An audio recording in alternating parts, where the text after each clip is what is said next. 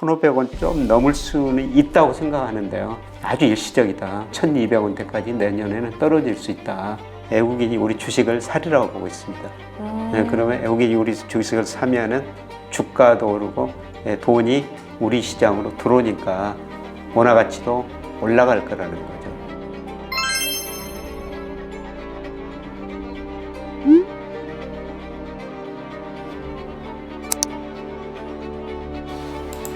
안녕하세요. 김혜영의 경제스쿨 시청자 여러분. 오늘은요 환율에 대한 이야기 해볼 겁니다. 요즘 환율 때문에 힘들죠. 그래서 이 주제 관련해서 얘기를 꼭 해야 되겠다 생각해서 가져와 봤습니다.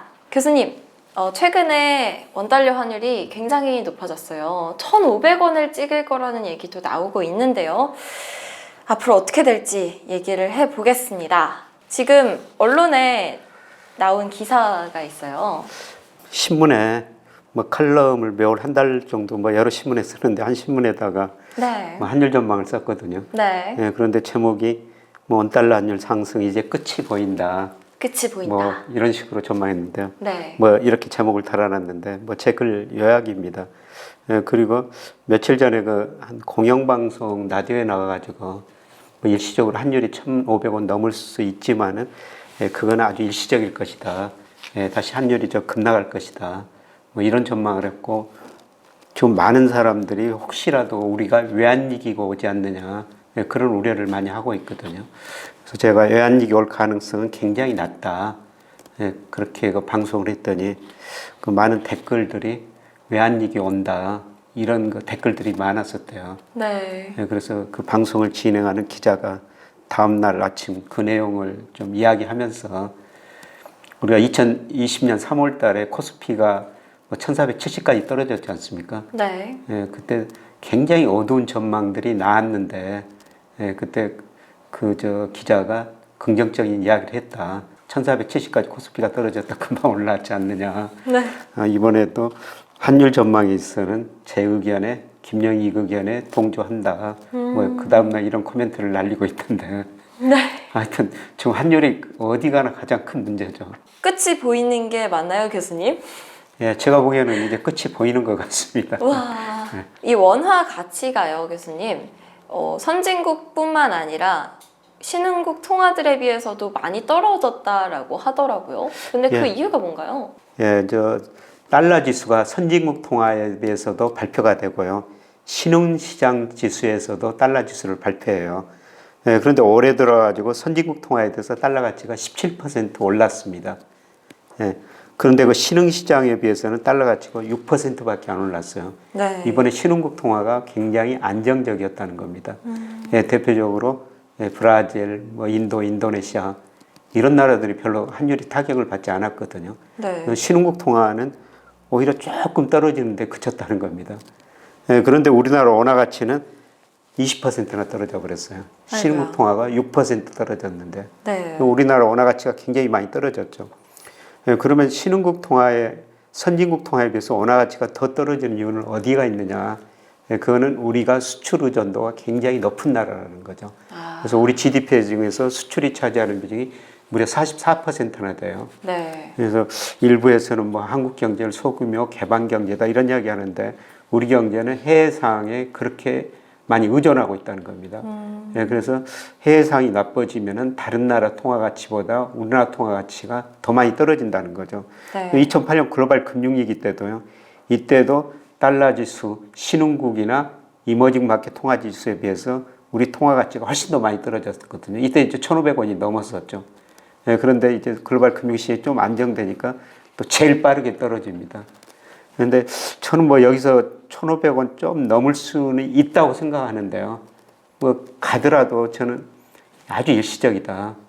금방 다시 1,300원대로 좀 더 긍정적으로 보면은 1,200원대까지 내년에는 떨어질 수 있다. 그렇게 지금 보고 있습니다. 이렇게 원화 가치가 다른 국가들의 통화들에 비해서 더 많이 떨어진 이유는 수출 비중이 높기 때문이다 라는 이야기 해주셨는데요. 그러면 교수님, 이 환율을 결정하는 요인이 대체 뭔가요? 우리 원화 환율을 결정하는 가장 중요한 요소는 모든 게 자기 방향이거든요. 예, 원달러 환율이 한 번 오르면 일정 기간 계속 한 방향으로 가는 성격이 있어요. 네. 지금 오르다 보니까 계속 더 오르는 성격이 있죠. 예, 그래서 자기가 자기를 제일 많이 설명을 하고요. 예, 그 다음에 우리 환율을 설명한 게 미 달러 지수, 그 다음에 우리 중국 의존도가 높으니까 위안화 환율, 예, 그 다음에 우리하고 미국의 금리 차, 우리 경상수지 이런 것들이 우리 환율에 중요한 영향을 미치거든요. 네. 근데 이런 여러 가지 요인 중에서 가장 중요한 게 미 달러 지수예요. 왜냐하면 우리 환율은 미 1달러당 뭐 1,400원 이런 식으로 계산되니까요. 뭐 달러 가치가 어떻게 되느냐 거기에 따라 가지고 우리 환율이 결정이 되죠. 그래서 우리 환율을 전망하려면은 미 달러 가치가 어떻게 될 것인가 네. 이걸 봐야 된다는 겁니다. 아, 달러 가치 그런데 지금 뭐 거의 치솟고 있는 상황 아닙니까? 예, 네. 달러 가치가 많이 올랐어요.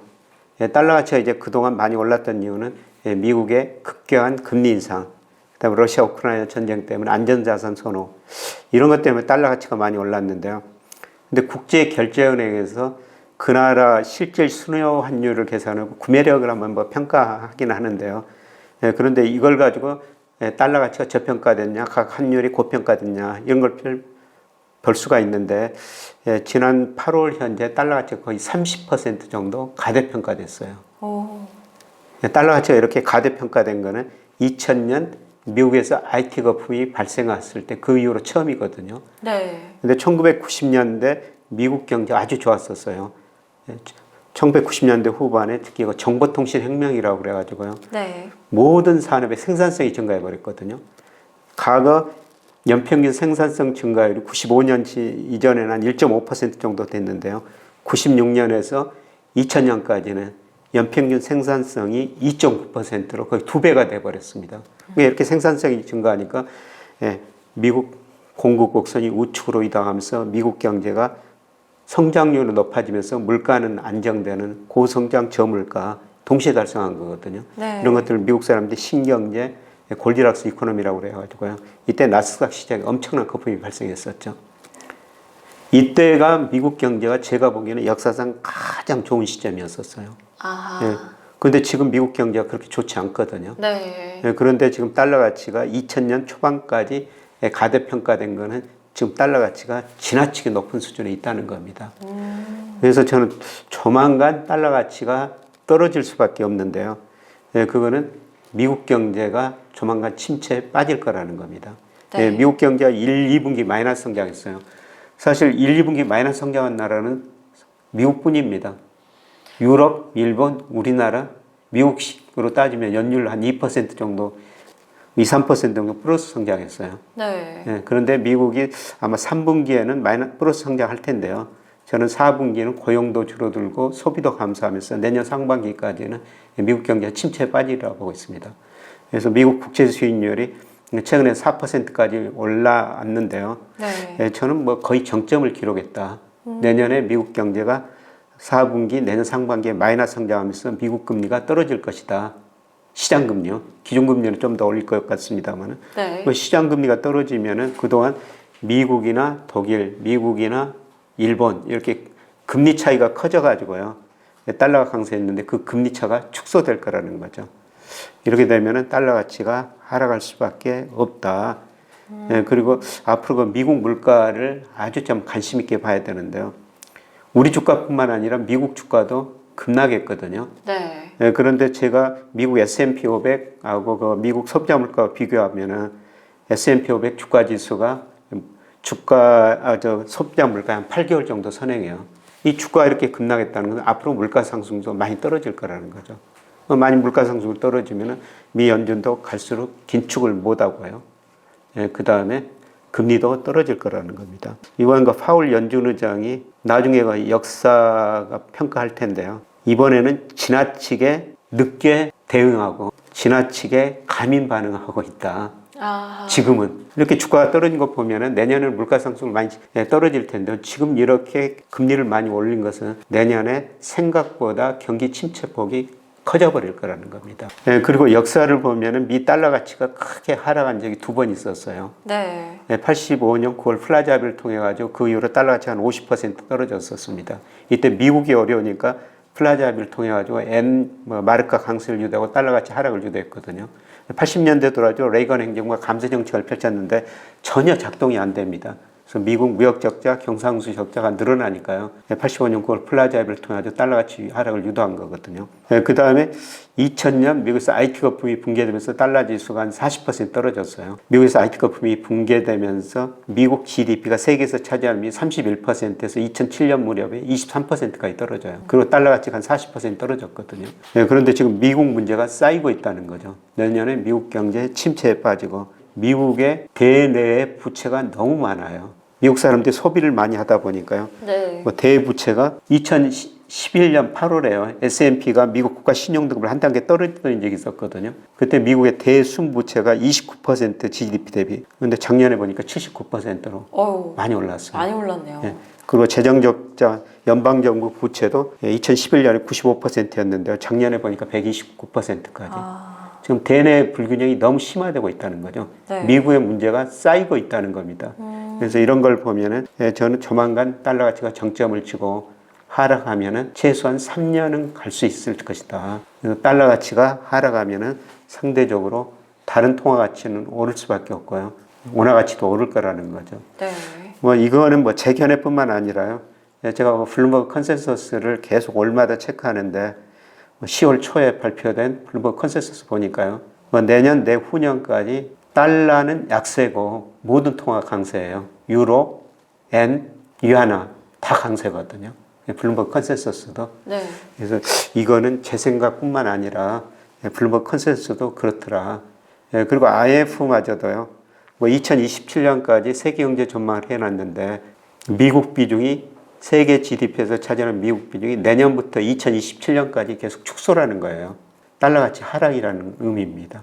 그래서 지금 말씀드린 내년부터 달러 가치 하락은 제 견해일 뿐만 아니라 블룸버그 컨센서스도 되고 IMF 견해도 될 수가 있다는 것입니다.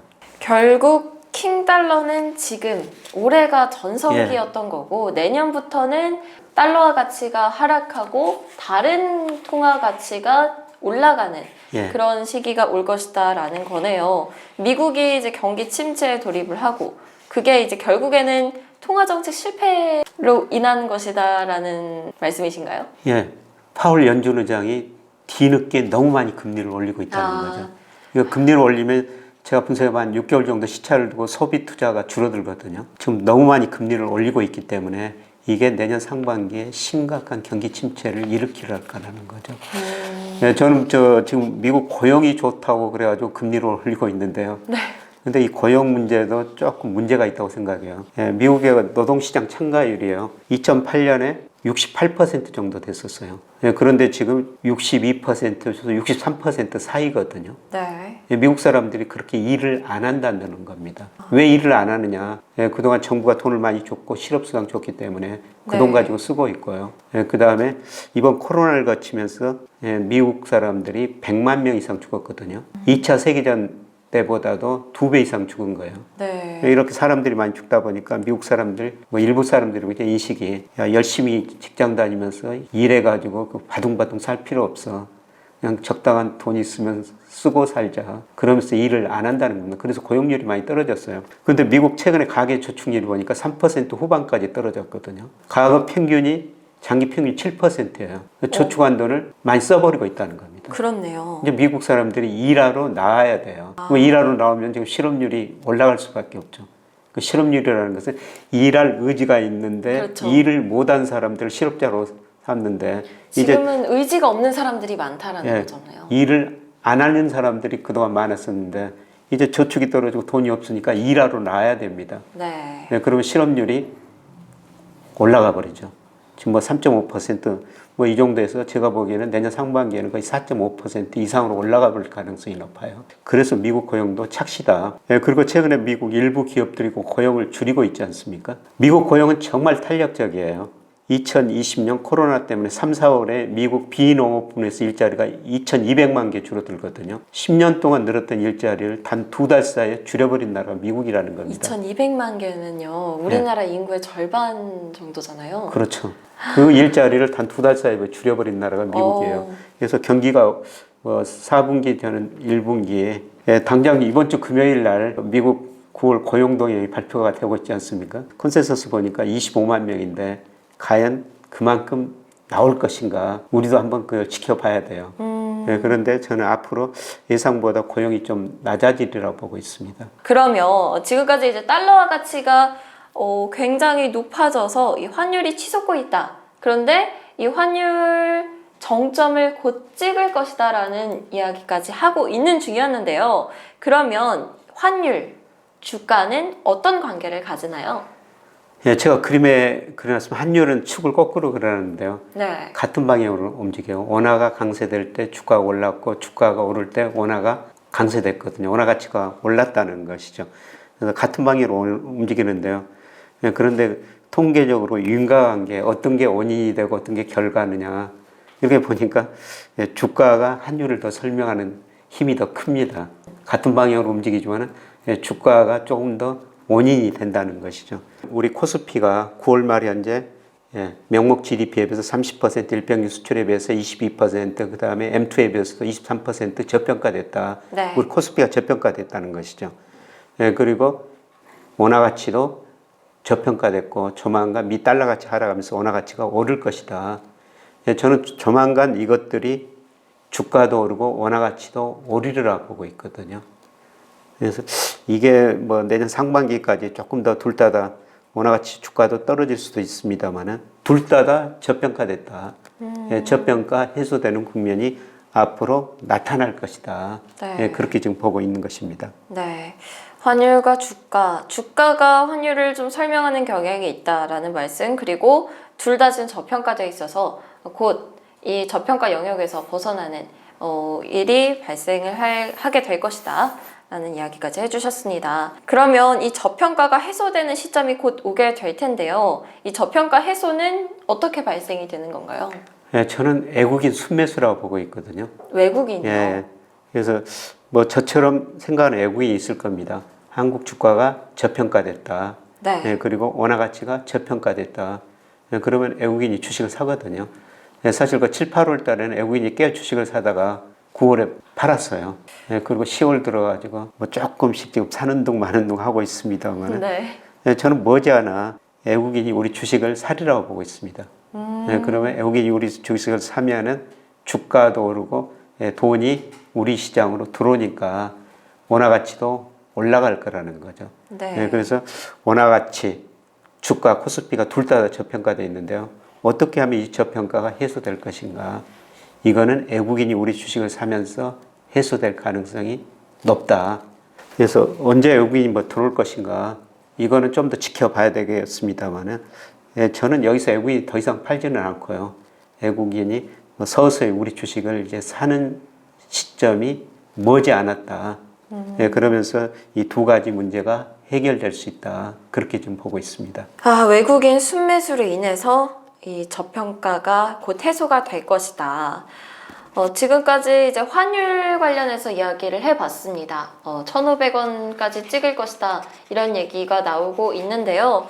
환율이 곧 정점을 찍고, 그리고 달러와 가치도 정점을 찍어서 둘 다 곧 하락을 하게 될 것이고, 주가도 역시나 곧 환율보다 살짝 선행을 하기 때문에 주가가 곧 오르는 그런 시기가 올 것이다 라는 이야기까지 해주셨습니다. 외국인 순매수가 언제 빠르게 들어올지 그게 참 궁금해지네요, 교수님. 들어올랑 말랑 하고 있는 상황인 거죠? 예, 그렇습니다. 네. 그래서 제가 그림에 그 외국인 누적 순매수하고 우리 환율하고 그림 그려놨는데요.